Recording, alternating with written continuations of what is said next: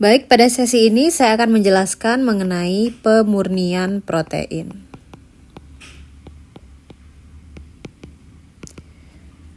Atau secara lebih spesifik lagi, termasuk juga pemurnian enzim.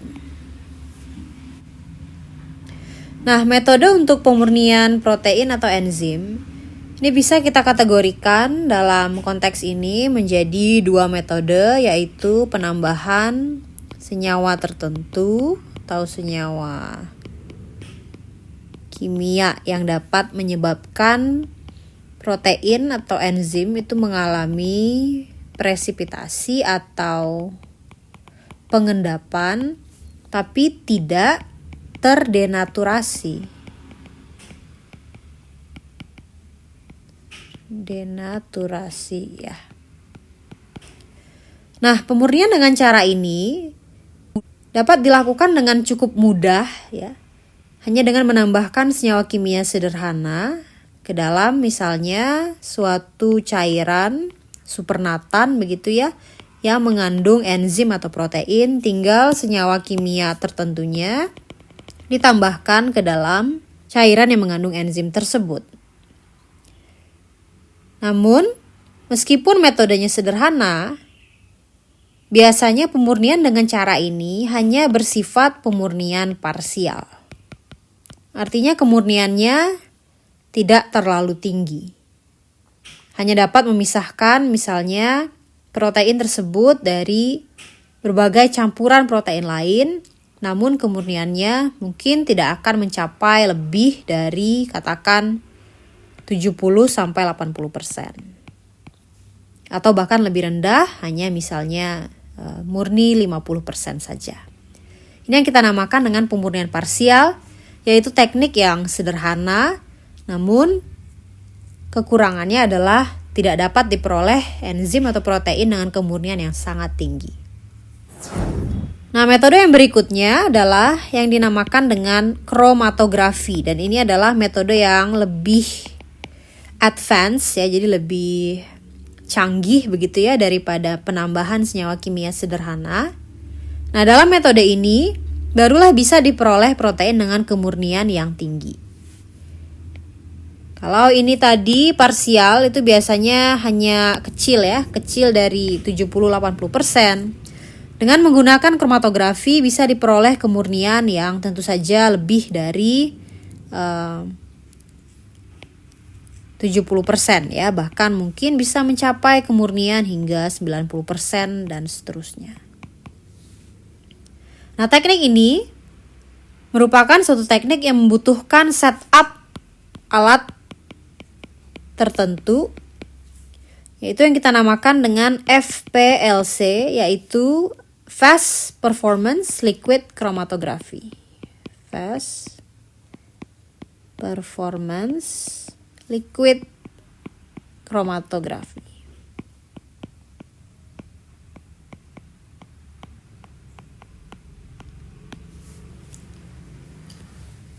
Dengan sistem setup alat FPLC ini, kita dapat memurnikan protein dengan jumlah yang banyak.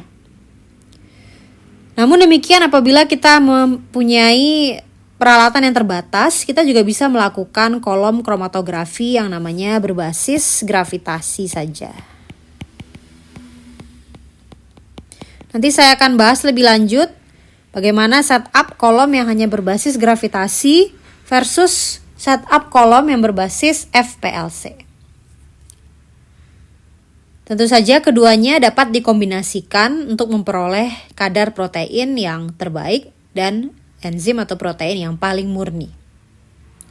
Tergantung pada ketersediaan alat atau setup yang dimiliki oleh seseorang pada laboratoriumnya.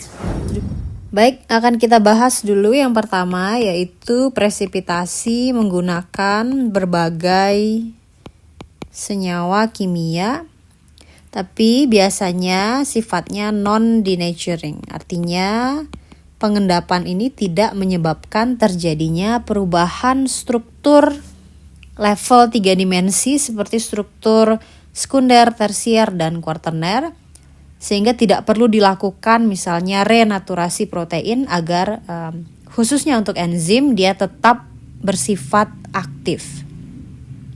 Tentu saja saat ini kamu sudah mengetahui bahwa struktur itu sangat mempengaruhi fungsi, sehingga kalau terjadi denaturasi pada struktur enzim, itu akan sangat berpengaruh pada aktivitas enzim tersebut. Nah, salah satu zat kimia yang sangat umum ditambahkan untuk proses presipitasi yang tidak menyebabkan denaturasi ini adalah suatu garam, yaitu amonium sulfat, NH4 2 kali SO4. Amonium sulfat. Nah, sekarang bagaimana amonium sulfat dapat menyebabkan enzim mengalami presipitasi? Prinsipnya dinamakan salting out. Kita bisa bayangkan kalau kita punya sebuah enzim dan enzim tersebut berada dalam fase larutan, maka sejatinya enzim tersebut berada dalam kondisi tersolvasi atau terhidrasi, di mana molekul enzim tersebut dikelilingi oleh molekul air, gitu ya. Nah, saat kita tambahkan ion-ion garam, yaitu amonium sulfat, maka nanti kita akan memberikan ke dalam larutan tersebut dua jenis ion, yaitu kation NH4+, dan anion SO4 2-. Yang terjadi adalah molekul-molekul air yang tadinya mensolvasi atau menghidrasi atau mengelilingi enzim tersebut, itu akan ditarik oleh kation dan anion ini, sehingga molekul-molekul air ini sekarang justru akan menghidrasi atau mensolvasi kation dan anion tersebut. Ion-ion ini kemudian nanti akan mengalami solvasi seperti yang sudah pernah juga mungkin kamu pelajari di level kimia dasar. Solvasi oleh molekul H2O ya, air.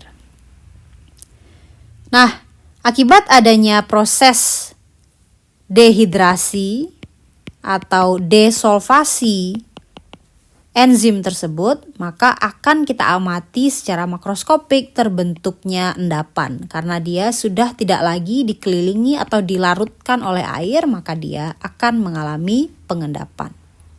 Nah, endapan tersebut dapat kita kumpulkan misalnya dengan cara sentrifugasi, sehingga kita bisa peroleh endapannya dan kita pisahkan dari larutan supernatan yang mengandung berbagai protein lainnya. Biasanya setelah kita mendapatkan endapan tersebut, karena dalam endapan ini terkandung banyak garam, jadi kita biasanya yang pertama larutkan dulu ke dalam buffer, larutkan ke dalam buffer yang sesuai.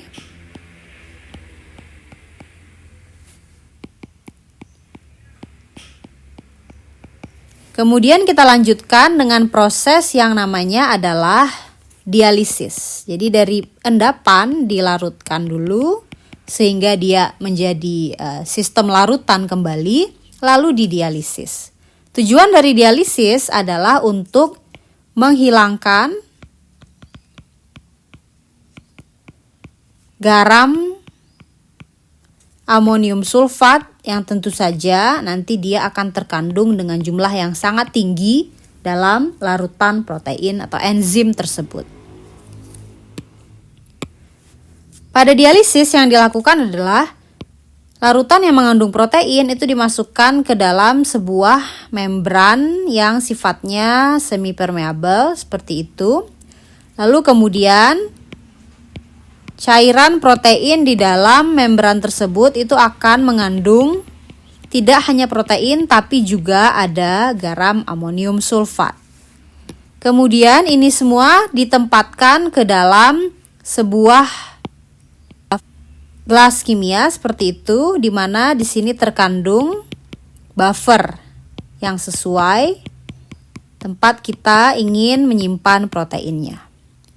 Sebab membran itu memiliki pori pada ukuran tertentu, maka nanti molekul yang keluar hanyalah molekul garam saja, yaitu kation dan juga anion-anion garam yang ukurannya kecil. Jadi sifatnya kurang lebih seperti menyaring, ya, seperti saringan proteinnya akan tersimpan di dalam, tab di sini protein, sedangkan ion-ion garam itu akan keluar melalui membran yang digunakan untuk dialisis tersebut. Sehingga sekarang kita akan memperoleh larutan protein atau enzim yang sudah tidak mengandung amonium sulfat dengan konsentrasi yang tinggi lagi. Metode ini juga sering disebut sebagai fraksinasi amonium sulfat.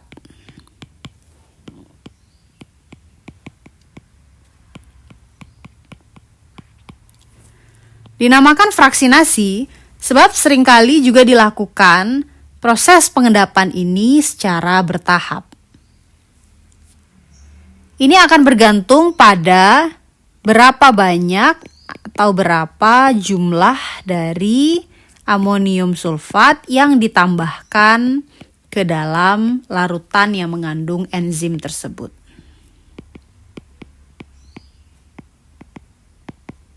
Berapa jumlah amonium sulfat yang ditambahkan?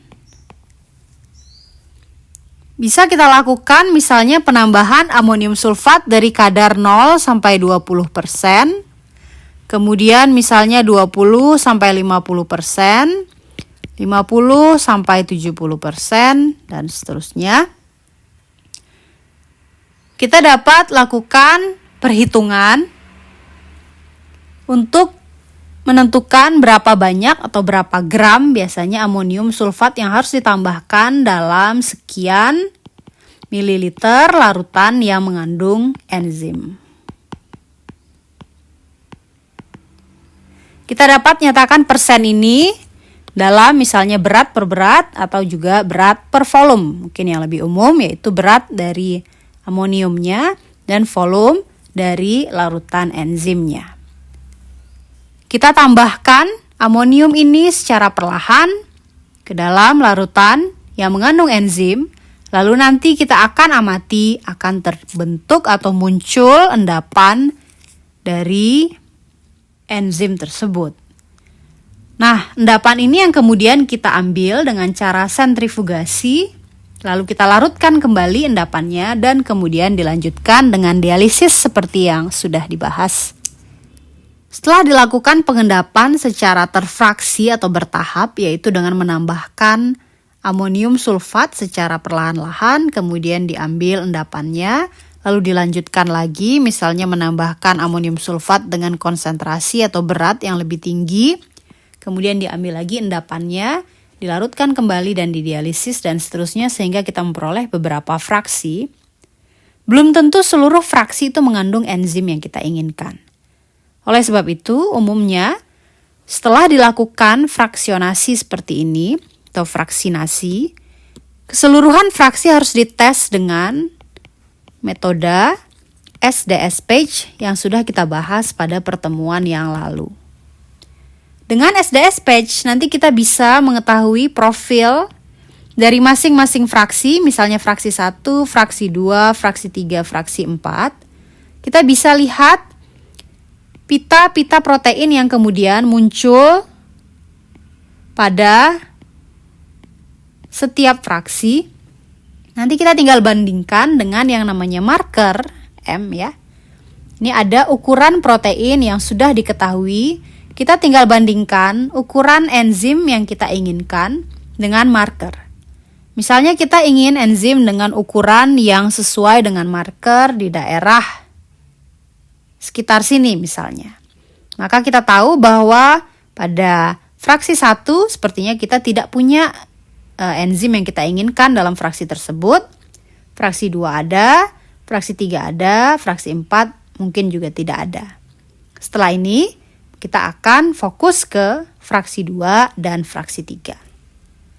Jadi prinsip fraksinasi seperti ini. Meskipun kita lakukan pengendapan, tentu saja yang mengendap itu nanti akan bergantung pada kandungan enzim atau protein yang terdapat di dalam larutan supernatan yang kita miliki. Katakan kita punya suatu ekstrak kasar dari medium pertumbuhan, suatu bakteri misalnya E. coli, yang akan mengendap pada fraksi tertentu itu biasanya tidak hanya satu jenis enzim. Oleh sebab itu, penting bagi kita untuk mengetes seluruh fraksi itu dengan metode SDS-Page agar kita mengetahui fraksi mana yang betul-betul mengandung enzim yang kita inginkan. Dan dengan demikian, kita sudah dapat memisahkan enzim tersebut dari campuran protein yang sangat banyak itu tadi. Meskipun tentu saja kemurniannya juga relatif masih rendah. Sehingga inilah yang kita namakan sebagai pemurnian secara parsial.